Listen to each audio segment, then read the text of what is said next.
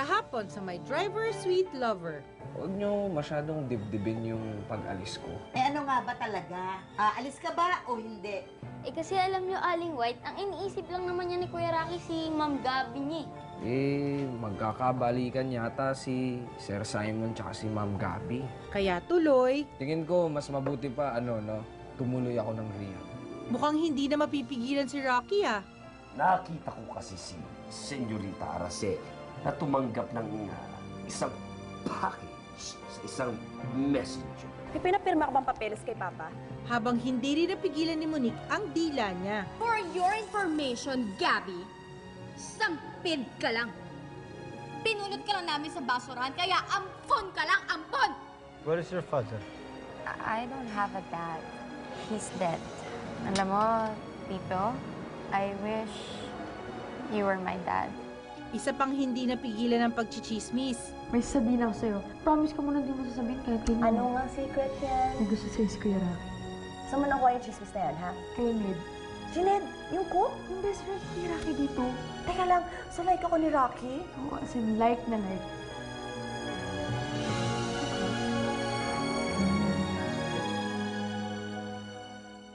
Fifi, come here! Baka matapakan ka! Hey, Hey, Von. you know I used to have a dog like this. Really? Yeah. Eh, di ba medyo girly ang dog na ganito? Oh, France naman. I told you my secret before. I'm just pretending to be a gay. Para makahanap ako ng mga beautiful girls. Tulad yan. Nalo ka na. Really? Yeah, You think I'm beautiful? of course. You're beautiful. Sobra.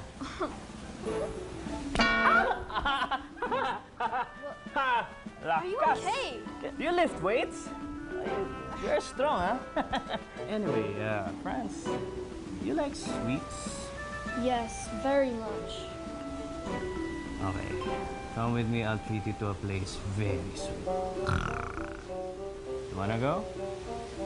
Yes, Von. Anywhere with you. Really? Huwag po kayong mag-alala, senyora. Dahil hindi naman namin pinababayaan ang mansyon. Ang inyong mga halaman, araw-araw po naming dinidiligan.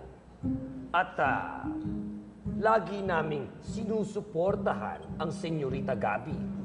At si Sir Aaron naman, lagi naming binabantayan. Salamat, Jim Rod, ha? Ikaw naman, anak, how are you feeling? I hope better. Mama, I'm okay. Kaya lang po, medyo confused ako doon sa yung mga naaalala ko. Don't worry, anak. Babalik lahat yung mga memories mo very soon. Gabi, nasasaktan ako. Ha? Bakit? Gabi, I'm hurting because I'm seeing you in pain. Your abuela, your dad, si tita mo tsaka si Monique. Gabi, your family and your business is a mess right now. Alam mo, gustong-gusto kong makatulong, pero I just don't know how. Excuse me, senyorito. Meron bang problema? Masakit ba ang ulo nyo? Hindi. You know what? I'm just worried. Bakit, anak? Mama, si Araceli tsaka si Gabi, parang hindi sila magkasundo eh. That's why nababahala ako. Nako. Anak, you trust Gabi and not Araceli. I'm really sorry to tell you this, pero matagal na akong alam na talagang wala akong tiwala dito kay Araceli. Hindi ko nga alam kung paano kami nakatira sa ilalim ng isang bubong for so many years. Salamat, Simon. Pero hindi mo naman obligasyon na tulungan. Pero Gabi, I just can't sit here and do nothing.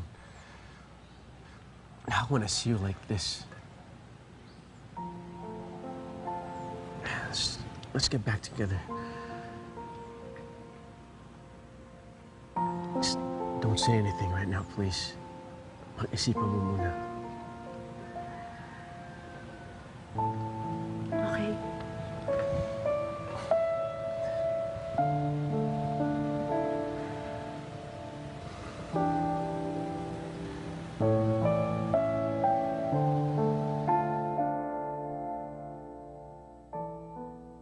So, do you like the cake? Yes. Sweet enough for you? Yes, as sweet as you are. Ay! You talaga is so funny. Are you okay? Yes, I'm very much okay. Actually, I'm so happy to be with you.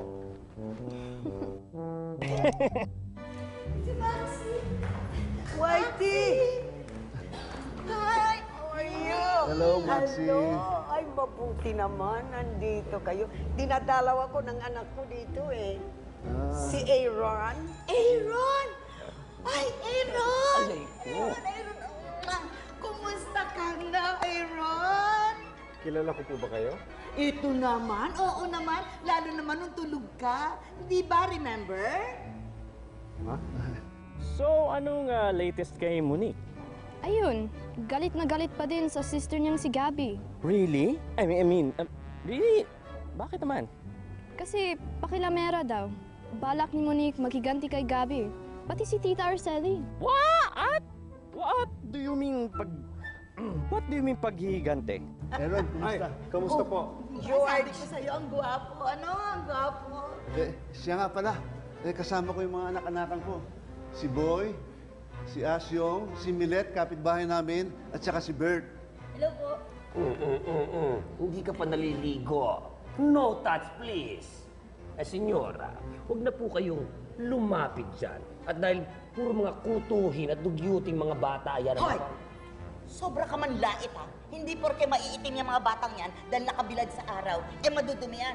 Malilinis yun. Bakit tanong ka ng tanong kay Monique? Do you like her? No! Hello? I like you. See? I'm putting my arms around you. I like you. Anyway, I'm just making small talk. So as you were saying, Ayun, may big schemes na Monique at Tita Arceli to exact revenge on Gabby. Anong plano kaya yun, no? I'm not sure exactly. Pero may plano sila kung paano ma-acquire ang lahat ng mga yaman ng mga Bernuevo. It's hot. See? Siya nga pala, Maxie. Nagdala ko ng mga magpe-perform para sa'yo. Pati mga ibang pasyente dito. Oo. Para maaliw ka naman. Talaga, magsasiyahan sila. O sige, magsipwesto na kayo.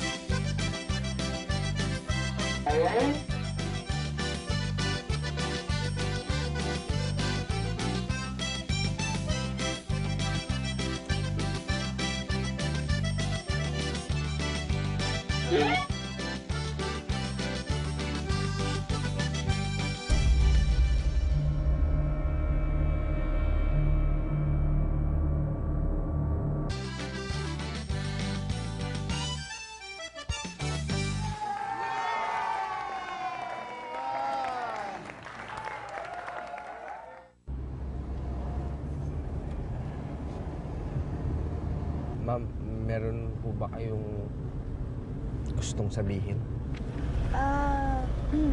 Wala.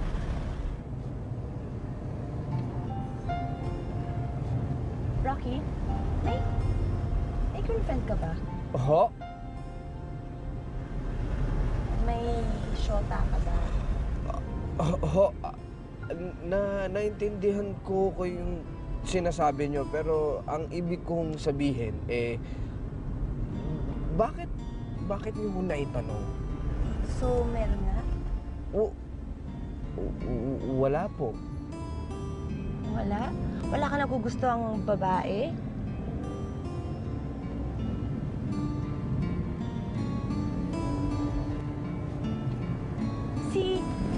Si Monique, di ba nagde-date kayo ni Monique? O kaya si ano yun? Si Milet? Ma'am, si Milet ho kasi, taga sa amin ho yun. Kaibigan lang ho. Yun, pagkatapos naman ho si Ma'am Monique, sa tingin ko, hindi naman po, date yun kasi nagpasama lang ho talaga siya sa akin nung araw na yun. Magkaibigan lang din ho kami. Bakit niyo ba naitanong, ma'am? Wala lang. Curious lang ako.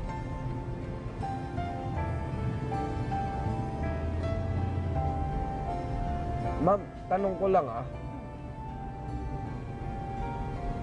nag-usap ba kayo ni Ned? Si Ned? Yung chef sa resort? Opo, siya po. Bakit? May gusto pa siyang sabihin sa akin? May kailangan pa siya sabihin? Wala po.